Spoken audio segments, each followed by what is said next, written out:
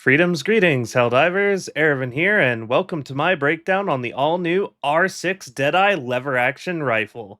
Likely the most anticipated weapon of all time for those of us in the know, after sitting dormant within the game file since the early days of the release, and after being exploited for YouTube views on a monthly basis as a quote, new leak.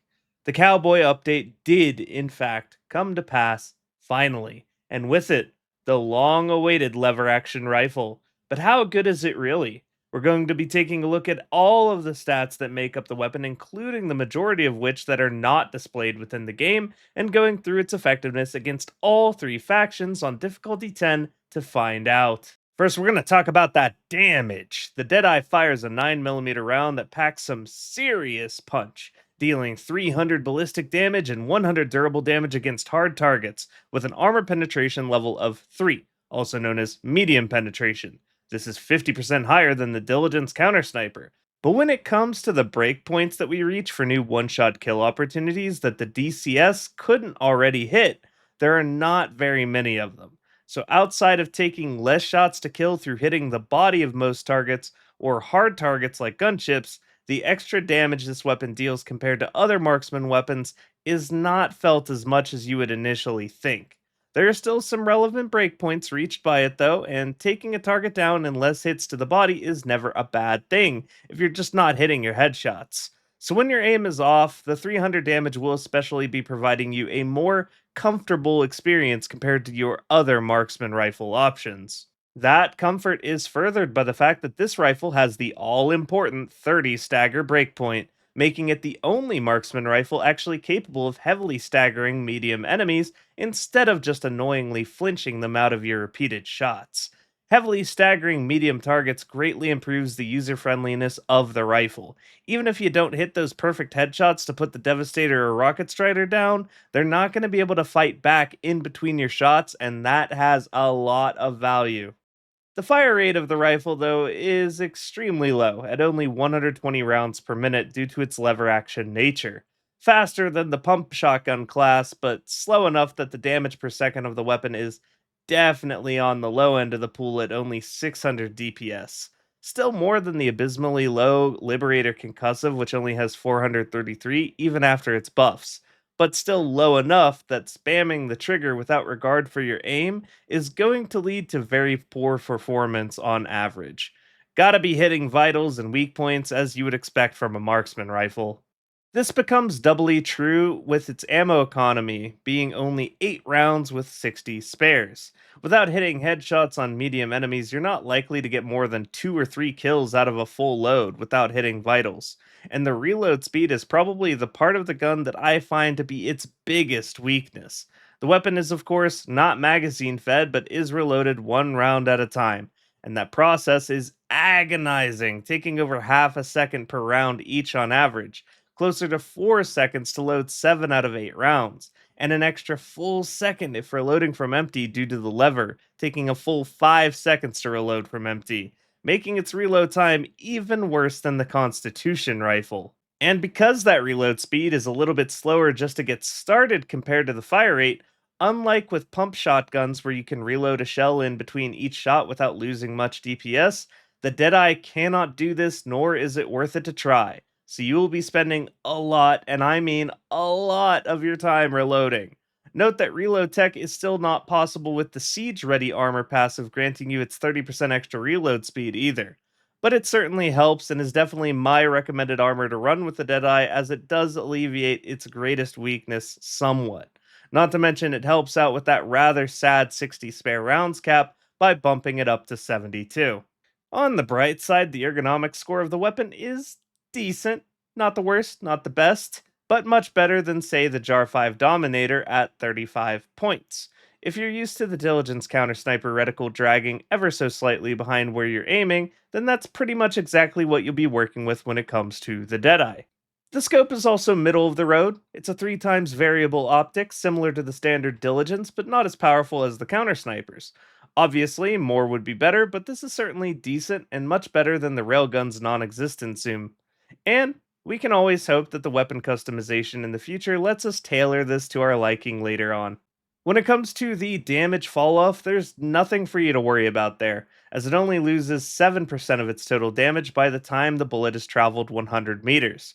Between that and its very low spread factor of only zero point 0.5 mrad, your weapon will stay effective at any range that you can properly line up the shot on the target. And the beauty of this being a pure ballistic weapon is that that's really all the stats there are to go over compared to the more complicated energy, plasma, and explosive weaponry that we typically talk about around here. Overall, the weapon's put together pretty well for a ballistic marksman rifle. I'd say it's for the most part functionally a side grade to the Diligence counter sniper in most cases. It's got greater damage and fantastic stagger, but man, oh man, does that reload speed suck. Statistically, I give it a 6 out of 10 ordinarily, and a 7 out of 10 if you're using the Siege Ready passive to help with that reload speed. With the stats behind us, let's talk about its performance against the three factions, though. When it comes to the Automatons, I would say that the Deadeye's performance is at its best.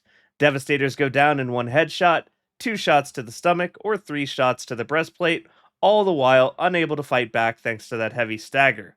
One hit to the rockets on the rocket striders is good night, or two hits to the crotch plate, which, again, they can't fight back during. And gunships go down in five hits to the front thruster, which is very passable in my book. The fire rate, however, feels very bad for dealing with groups of troopers, and again, lots and lots of reloading. Overall, I give it an 8 out of 10 against the automatons, something that I'll probably be using in the future every once in a while.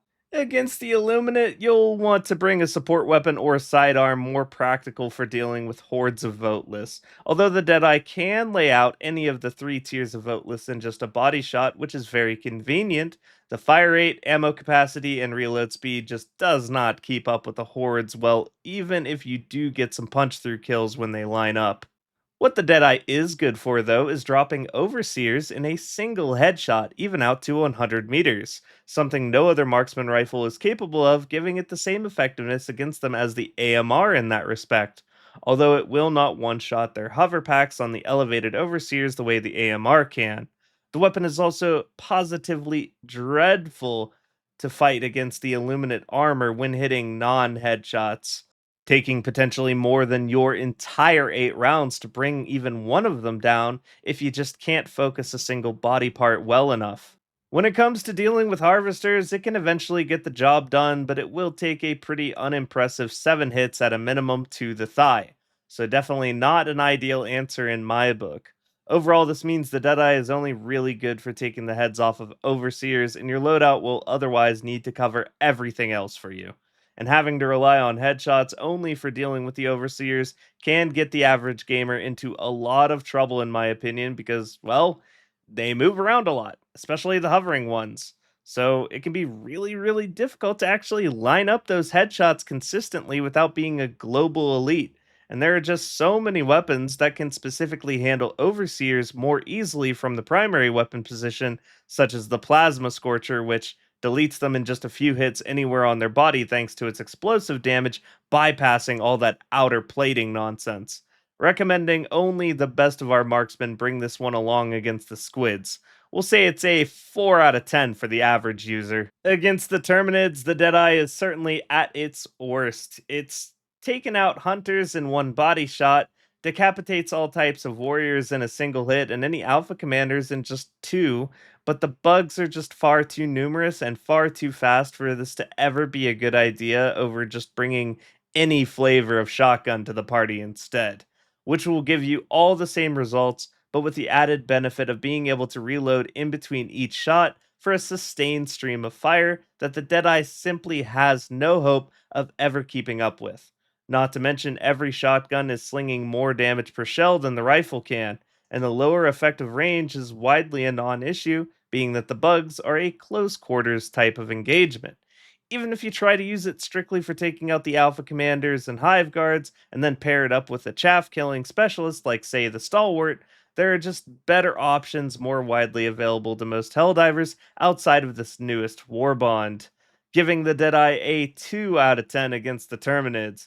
But hey, What can you really expect from a marksman rifle going up against a swarm of bugs hopped up on PCP? And that will just about do it for my breakdown of the R-6 Deadeye lever action. It's certainly a fun to use weapon, and I'll likely be taking it for a spin against the Automatons on occasion, as it is quite satisfying to use. But I can't say I'm likely to ever don my duster and set out against the Illuminate or Terminids with it again. If you enjoyed the video, I'd appreciate it if you left a like and sub to the channel for more content like this in the future, as I do these types of videos on every new Warbond and have done so since the game's release.